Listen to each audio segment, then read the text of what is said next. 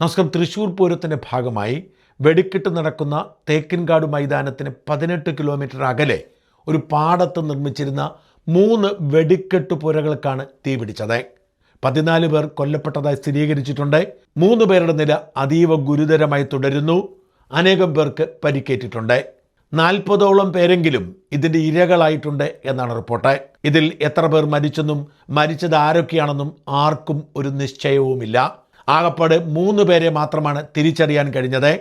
മറ്റ് 4 പേരെ കൂടി തിരിച്ചറിയാൻ കഴിയുമെന്ന് പ്രതീക്ഷിക്കുന്നു. ബാക്കി കൊല്ലപ്പെട്ട 7 പേരെയും തിരിച്ചറിയാൻ ബന്ധുക്കൾക്ക് പോലും കഴിയാത്ത സാഹചര്യമാണ്.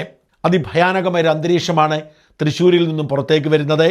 മലയാളികൾ മുഴുവൻ ആശങ്കപ്പെടുന്നു. മുഖ്യമന്ത്രിയും പ്രധാനമന്ത്രിയുമൊക്കെ ഇതിൽ വേദന പങ്കുവയ്ക്കുന്നു. പ്രധാനമന്ത്രി ദുരിതാശ്വാസ നിധിയിൽ നിന്നും 2 ലക്ഷം രൂപ വീതം മരിച്ചവർക്കും 50,000 രൂപ വീതം പരിക്കേറ്റവർക്കും പ്രഖ്യാപിക്കുന്നു. എല്ലാ അർത്ഥത്തിലുമുള്ള അന്വേഷണവും ആരംഭിച്ചിട്ടുണ്ട്. സോഷ്യൽ മീഡിയയിൽ പരസ്പരം പഴിചാരുന്നു. ക്ഷേത്രോത്സവങ്ങളോടനുബന്ധിച്ച് വെടിക്കെട്ട് വേണ്ട എന്ന് പറഞ്ഞിട്ടും എന്തിനാണ് ഇതൊക്കെ ചെയ്യുന്നത് എന്ന ചോദ്യം വീണ്ടും ചർച്ചയാകുന്നു. പുറ്റിങ്ങലിൽ 100-ലധികം പേരുടെ ജീവനെടുത്തിട്ടും എന്തുകൊണ്ടാണ് മനുഷ്യജീവൻ ബലി കൊടുത്തുകൊണ്ട് ഇത്തരം അനാചാരങ്ങൾ തുടരുന്നത് എന്ന ചോദ്യം പ്രസക്തമാകുന്നു. തൃശ്ശൂർ പൂരത്തിന് വെടിക്കെട്ടില്ലെങ്കിൽ പിന്നെ എന്ത് ചേലെ എന്ന് ചോദിക്കുന്ന പൂരപ്രേമികളും ഒരു ഭാഗത്തുണ്ട്. പൂരത്തെ ഇല്ലാതാക്കാൻ ആദ്യം ആനയെയും പിന്നീട് വെടിക്കെട്ടിനെയും കുതന്ത്രത്തിലൂടെ അട്ടിമറിക്കാൻ നടത്തുന്ന ചിലരുടെ നീക്കങ്ങളാണ് ഇതിൻ്റെയൊക്കെ പിന്നിൽ എന്ന് വിശ്വസിക്കുന്നവരുമുണ്ട്. അതുകൊണ്ട് തന്നെ ഈ വെടിക്കെട്ട് ദുരന്ത വാർത്ത പുറത്തു വന്ന് ഏറെ വൈകാതെ സോഷ്യൽ മീഡിയയിൽ ഗൂഢാലോചന തിയറികളും രംഗത്ത് വന്നു. ഈ ഗൂഢാലോചന തിയറികളിൽ പെട്ടുപോയത് മനോരമ അടക്കമുള്ള ചാനലുകളാണ്. ഈ ചാനലുകൾ പലതും ഈ വെടിക്കെട്ട് ദുരന്തത്തിൻ്റെ തൊട്ടു മുമ്പ് ഇവിടെ പോയി ദൃശ്യങ്ങൾ പകർത്തിയിരുന്നു. അതീവ ഗുരുതരമായ അപകട സാധ്യതയുള്ള മറ്റാർക്കും പ്രവേശിക്കാൻ അനുമതിയില്ലാത്ത ഈ വെടിക്കെട്ട് പുരയിൽ എങ്ങനെയാണ് ചാനൽ ക്യാമറകൾ എത്തിയത് എന്ന ചോദ്യമാണ് പലരും ഉന്നയിക്കുന്നത്. സോഷ്യൽ മീഡിയയിൽ ഇതൊരു അട്ടിമറിയാണെന്നും മനഃപൂർവ്വം പൂരത്തെ അട്ടിമറിക്കാൻ വേണ്ടി ചില ചാനലുകൾ നടത്തിയ ഭയപ്പെടുത്തുന്ന നീക്കമാണെന്നുമുള്ള ആരോപണം സജീവമാണ്. പ്രവേശനത്തിൽ കർശന നിയന്ത്രണമുള്ള വെടിക്കെട്ട് സാമഗ്രി നിർമ്മാണ പുരയിൽ മനോരമ അടക്കമുള്ള ദൃശ്യമാധ്യമങ്ങൾ എങ്ങനെ പ്രവേശിച്ചു? മൊബൈൽ അടക്കമുള്ള ഇലക്ട്രോണിക് ഉപകരണങ്ങൾ ഇല്ലാതെ എങ്ങനെ ഈ മാധ്യമപ്രവർത്തകർ സ്ഫോടനത്തിന് മുൻപ് അവിടുത്തെ ചിത്രങ്ങൾ പകർത്തി? പ്രവേശനവും ചിത്രീകരണവും സുരക്ഷാ വീഴ്ചയുടെ ഭാഗം തന്നെ. ഒരു കുറിപ്പ് ഇങ്ങനെയാണ്. മറ്റൊരാൾ ഇങ്ങനെ എഴുതുന്നു: വെടിക്കെട്ട് സാമഗ്രി നിർമ്മാണ പുര സുരക്ഷാ മാനദണ്ഡങ്ങൾ ലംഘിച്ച് അനധികൃതമായി സന്ദർശിച്ച എല്ലാ മാധ്യമപ്രവർത്തകരെയും അന്വേഷണത്തിൻ്റെ പരിധിയിൽ കൊണ്ടുവരാൻ സർക്കാർ തയ്യാറാകണം. നിയമലംഘനത്തിനുള്ള പ്രിവിലേജ് അല്ലെങ്കിൽ നിയമ നടപടികളിൽ ഒഴിവാക്കാനുള്ള ഇമ്മ്യൂണിറ്റി ജില്ലാ ഭരണകൂടം മാധ്യമക്കൂട്ടങ്ങൾക്ക് നൽകിയിട്ടുണ്ടോ എന്ന് ജില്ലാ ഭരണകൂടം തന്നെ വ്യക്തമാക്കട്ടെ. വേറൊരാൾ എഴുതുന്നു: നോ എൻട്രി എന്ന് ബോർഡ് വെച്ചിരിക്കുന്നിടത്ത് ചാനലുകൾ എങ്ങനെ കയറി? നിങ്ങൾ ഷൂട്ട് ചെയ്ത് മടങ്ങിയ ഉടനെ ആണ് അപകടമെന്ന് കേൾക്കുന്നു. നിങ്ങളുടെ റിപ്പോർട്ടർമാർ ആരെങ്കിലും അവിടെ പോയി സിഗരറ്റ് വലിച്ചോ? കുറേ പാവങ്ങളുടെ ജീവനാണ് പൊലിഞ്ഞത്. മനോരമ ഉൾപ്പെടെ പ്രമുഖ ചാനലുകൾ ഇന്ന് തന്നെ കൃത്യമായി അവിടെ എത്തുകയും ചെയ്തു. അട്ടിമറി സംശയിക്കുന്നു എന്ന് സോഷ്യൽ മീഡിയയിൽ പ്രചരണം. എന്തിൻ്റെ പേരിലാണെങ്കിലും വളരെ സുരക്ഷിതമായി ചെയ്യേണ്ട പ്രവർത്തികൾ മാധ്യമങ്ങൾ കയറി ഷൂട്ട് ചെയ്യാൻ അനുമതി കിട്ടിയത് എങ്ങനെ? എല്ലാ പ്രമുഖ വെടിക്കെട്ടുകളും ഇതുപോലെ തരികിട സെറ്റപ്പിലാണ് ഉണ്ടാക്കുന്നത്. കുറച്ചുകൂടി പ്രൊഫഷണലായി സമീപിക്കേണ്ട സമയം അതിക്രമിച്ചിരിക്കുന്നു. ഭാസ്കരൻ നായർ അജയൻ ഇങ്ങനെ കുറിക്കുന്നു: എൻ്റെ സംശയമാണ്, ദയവ് ചെയ്ത് തെറ്റിദ്ധരിക്കരുത്. തൃശ്ശൂർ വെടിക്കെട്ട് പുരയിലെ അപകടത്തിൽ ജീവൻ പൊലിഞ്ഞ എൻ്റെ പ്രിയ സഹോദരങ്ങൾക്ക് പ്രണാമം, ആദരാഞ്ജലികൾ. അറിഞ്ഞു കാണുമല്ലോ, തൃശ്ശൂർ മുണ്ടത്തിക്കോട് വെടിക്കെട്ട് നിർമ്മാണശാലയിലെ സ്ഫോടനത്തിൽ 13 പേർ കൊല്ലപ്പെട്ട വിവരം. കൂടാതെ 13 പേരാണ് ഇപ്പോൾ ചികിത്സയിലുള്ളത്. അവരിൽ 5 പേരുടെ നില ഗുരുതരമാണ്. ഇവർക്ക് 70% പൊള്ളലേറ്റിട്ടുണ്ട്. ഒരാൾ വെന്റിലേറ്ററിലാണ്. 40ഓളം പേരുണ്ടായിരുന്നു എന്നാണ് പ്രാഥമികമായി ലഭിച്ചിരിക്കുന്ന വിവരം. തിരുവമ്പാടിയിലെ വെടിക്കെട്ട് പുരയിലാണ് സ്ഫോടനമുണ്ടായത്. ഈ അപകടം നടക്കുന്നതിന് മുൻപ് മാധ്യമപ്രവർത്തകർ ഇവിടെ സന്ദർശിച്ചിരുന്നു കേട്ടോ. വെടിപ്പുര കത്താനായി സൾഫർ വല്ലതും അവിടെ ഇട്ടിട്ട് പോയതാണോ?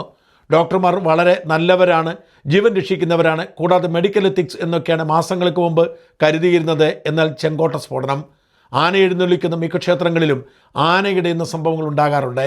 ആനയിടയുന്നതോ അതോ? നാളെ പഹൽഗാം ഭീകരാക്രമണത്തിന് 1 വയസ്സ് തികയുകയാണ്. തൃശ്ശൂർ പൂരം കലക്കാൻ ഇല്ലാതാക്കാൻ പല ശക്തികളും ശ്രമിച്ചിട്ടുണ്ട്. സുപ്രീം കോടതിയിൽ വരെ ഹർജി നൽകി. നോക്കൂ, ഇത്രയും കാലം വെടിക്കെട്ട് നടത്തിയിരുന്നവർ, അതീവ സുരക്ഷയോടെ വെടിക്കെട്ടും വെടിമരുന്നും കൈകാര്യം ചെയ്തിരുന്നവരിൽ ഇങ്ങനെയൊരു സുരക്ഷാ വീഴ്ച ഉണ്ടാകുമോ? ഇത്രയും നാളില്ലാതിരുന്ന അപകടം അമ്പലങ്ങളിൽ ഉത്സവങ്ങൾക്ക് സംഭവിക്കുന്നു. വിഷുവിന് തന്നെ ചെരുപ്പ് കടയുടെ പരസ്യത്തിനായി വിഷു കൈനീട്ടത്തിൻ്റെ ചെരുപ്പും വച്ച് ആകസ്മികമാണോ?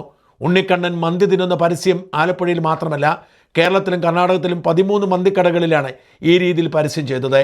ഇതൊക്കെ ആകസ്മികമാണോ? ഒന്ന്, പഹൽഗാമിൽ ഹിന്ദുക്കളെ മതം നോക്കി വെടിവെച്ചു കൊന്നത് നാളെ ഒരു വയസ്സ് തികയാനിരിക്കെ. 2, മാധ്യമപ്രവർത്തകർ സ്ഥലം റിപ്പോർട്ട് ചെയ്തതിന് ശേഷം ഈ അപകടം. 3, ശ്രീകൃഷ്ണൻ മന്തി കഴിക്കുന്ന ചിത്രം പ്രസിദ്ധപ്പെടുത്തുക, VD സതീശൻ ഉൾപ്പെടെയുള്ളവർ മിണ്ടാതിരിക്കുക. എന്തോ അട്ടിമറി മണക്കുന്നില്ലേ? മാധ്യമ റിപ്പോർട്ടർമാരെ അന്വേഷണ പരിധിയിൽ കൊണ്ടുവന്ന് കേസ് അന്വേഷിക്കണം. CBI അല്ലെങ്കിൽ NIA അന്വേഷണം വേണം. അപകടങ്ങളിൽ ജീവൻ പൊലിഞ്ഞ് എൻ്റെ പ്രിയ സഹോദരങ്ങൾക്ക് ഒരിക്കൽ കൂടി പ്രണാമം, ആദരാഞ്ജലികൾ. ഇത്തരത്തിലുള്ള പോസ്റ്റുകൾ സോഷ്യൽ മീഡിയയിൽ അതിശക്തമായി പ്രചരിക്കുകയാണ്. ഇതിലൊക്കെ വാസ്തവമുണ്ടോ എന്നത് പ്രസക്തമല്ല. എന്നാൽ തൃശ്ശൂർ പൂരം അട്ടിമറിക്കാൻ വലിയ ഗൂഢാലോചന നടക്കുന്നു എന്ന തരത്തിൽ കാര്യങ്ങൾ മുമ്പോട്ട് പോകുമ്പോൾ ആശങ്കപ്പെടുന്നവരെ എങ്ങനെ കുറ്റം പറയാൻ കഴിയും? അഡ്വക്കേറ്റ് ഹരീഷ് വാസുദേവൻ ചൂണ്ടിക്കാണിക്കുന്നത് മറ്റൊരു വശമാണ്. ജില്ലാ ഭരണകൂടങ്ങളുടെയും സർക്കാരുകളുടെയും ഒരു പരിധിവരെ ഹൈക്കോടതിയുടെയും അനുവാദത്തോടെയാണ് ഓരോ വർഷവും നിയമവിരുദ്ധമായി ക്ഷേത്രോത്സവങ്ങളിൽ വെടിക്കെട്ട് നടത്തുന്നത്. ലൈസൻസ് വ്യവസ്ഥയുടെയും എക്സ്പ്ലോസീവ് ആക്ടിന്റെയും പരിസ്ഥിതി സംരക്ഷണ നിയമത്തിന് കീഴിലെ ശബ്ദമലിനീകരണ നിയന്ത്രണ ചട്ടങ്ങളുടെയും നഗ്നമായ ലംഘനങ്ങൾ ഓരോ വർഷവും നടക്കാറുണ്ട്. തെളിവ് സഹിതം ചൂണ്ടിക്കാണിച്ചാൽ ഹൈക്കോടതി പോലും ഒരു നടപടിയും എടുക്കാറില്ല. പിന്നെ അതിന് ഉദ്യോഗസ്ഥരെ മാത്രം പഴിക്കുന്നു. റൂൾ ഓഫ് ലോയുടെ സംഘടിതമായ ലംഘനമാണ് ഓരോ ജീവനും എടുക്കുന്ന അപകടങ്ങളായി മാറുന്നത്. സുരക്ഷാ വീഴ്ചയാണ് ഒഴിവാക്കാവുന്ന അപകടങ്ങളാണ്. പുറ്റങ്ങൽ ദുരന്തത്തിന് ശേഷം നമുക്കിതിൽ കൃത്യമായ പ്രോട്ടോക്കോളുകളുണ്ട്. ഇന്നേവരെ നിയമലംഘനങ്ങൾ നടത്തിക്കൊണ്ടിരിക്കുന്നവരുടെ പേരിൽ തൃശ്ശൂർ ജില്ലാ കളക്ടർക്കോ കമ്മീഷണർക്കോ സംസ്ഥാന ഹോം സെക്രട്ടറിക്കോ ഒരു നടപടിയും നേരിടേണ്ടി വന്നിട്ടില്ല. അപ്പോൾ അവർ രാഷ്ട്രീയ നേതാക്കൾ പറയുന്നത് കേട്ട് നിയമം ലംഘിക്കും. ഇന്നിപ്പോൾ ഉണ്ടാക്കുമ്പോൾ പൊട്ടി, ചൂടുകാലമായതിനാൽ ചിലപ്പോൾ ക്ഷേത്ര പരിസരത്ത് നിരത്തുമ്പോഴും പൊട്ടിയേനെ. അതുണ്ടായില്ല എന്ന് സമാധാനിക്കാം. ഇപ്പോഴും ദുരന്തം നടന്നിട്ടും നോക്കൂ ജില്ലാ കളക്ടർ കാണിക്കുന്ന അസംബന്ധം. എക്സ്പ്ലോസീവ് ആക്ട് 9-ാം വകുപ്പ് പ്രകാരം ഒരു ദുരന്തമുണ്ടായാൽ ജില്ലാ കളക്ടർക്ക് കീഴിലുള്ള ഒരാളെ കൊണ്ട് അന്വേഷിപ്പിക്കാം. എന്നാൽ മരണം നടന്നിട്ടുണ്ടെങ്കിൽ ജില്ലാ കളക്ടർ നേരിട്ട് അന്വേഷണം നടത്തണം എന്ന് നിയമം കർശനമായി പറയുന്നു. നിയമം വ്യക്തമായിരിക്കെ തൃശ്ശൂർ ജില്ലാ കളക്ടർ പറയുന്നത് RDO അന്വേഷിക്കുമെന്ന്. അന്വേഷണത്തിന് എന്ത് വില? റിപ്പോർട്ട് നിയമപരമല്ലാത്തതിനാൽ പ്രതികൾ രക്ഷപ്പെടുമെന്ന് ഇപ്പോഴും ഉറപ്പാക്കുന്ന ഭരണകൂടം. സുരക്ഷാ വീഴ്ചകളിൽ എപ്പോഴും പൊലിയുന്നത് സാധാരണക്കാരുടെ ജീവനാണ്. VIP-കൾ പിന്നെയും ശബ്ദശല്യം ആഘോഷിക്കും. ജനീവ ഫെസ്റ്റിവൽ പോലെ വർണ്ണക്കാഴ്ചകൾ കൊണ്ട് ഉത്സവം പോരല്ലോ ഭ്രാന്തന്മാരായ നമ്മുടെ ചില നാട്ടുകാർക്ക്. അപ്പോൾ ഇത്തരം മരണങ്ങൾ ആവർത്തിക്കും. ഇതിനൊരു അവസരം ഉണ്ടാവണമെങ്കിൽ നമ്മൾ ജീവിക്കുന്ന നാട്ടിൽ റൂൾ ഓഫ് ലോ അഥവാ നിയമവാഴ്ച ഉണ്ടാവണം. നിർഭാഗ്യവശാൽ ഈ നാട്ടിൽ അതില്ല. തെരഞ്ഞെടുപ്പ് കൊട്ടിഘോഷങ്ങളിൽ സ്വർഗം പണിത് കൊടുക്കുമെന്ന് പറയുന്ന രാഷ്ട്രീയ പാർട്ടികളൊന്നും ഇന്നാട്ടിലെ നിയമവ്യവസ്ഥ നടപ്പാക്കാം എന്ന് പറയുന്നില്ല. അതിനോട് അവർക്ക് എന്തു ബഹുമാനം? ഇത്തരത്തിൽ ഇതിൻ്റെ നിയമപ്രശ്നങ്ങളും നിരപരാധികളുടെ ജീവൻ എടുക്കുന്നതിൻ്റെ സാങ്കത്യവുമാണ് അഡ്വക്കേറ്റ് ഹരീഷ് ചോദ്യം ചെയ്യുന്നത്. ഒരു വശത്ത് അശാസ്ത്രീയമായ ഇത്തരം വെടിക്കെട്ടുകൾ അവസാനിപ്പിക്കണമെന്ന് പറയുന്നവർ, മറുവശത്ത് ക്ഷേത്രോത്സവത്തിൻ്റെ ഭംഗി നിലനിർത്താൻ വെടിക്കെട്ടുകൾ ആവശ്യമാണ്, അത് അട്ടിമറിക്കാൻ നടത്തുന്നത് ആരാണെന്ന് കണ്ടെത്തണമെന്ന് പറയുന്നവർ. ഈ വാദങ്ങൾക്കിടയിൽ എന്താണ് സത്യമെന്നറിയാതെ ആശങ്കപ്പെടുകയാണ്, നിരാശപ്പെടുകയാണ് സാധാരണ ഭക്തർ. നഷ്ടം സംഭവിക്കുന്നത് ഇതിനിരയായിരിക്കുന്ന, മുഖം പോലും തിരിച്ചറിയാൻ കഴിയാത്ത പാവപ്പെട്ട മനുഷ്യർക്ക് മാത്രം.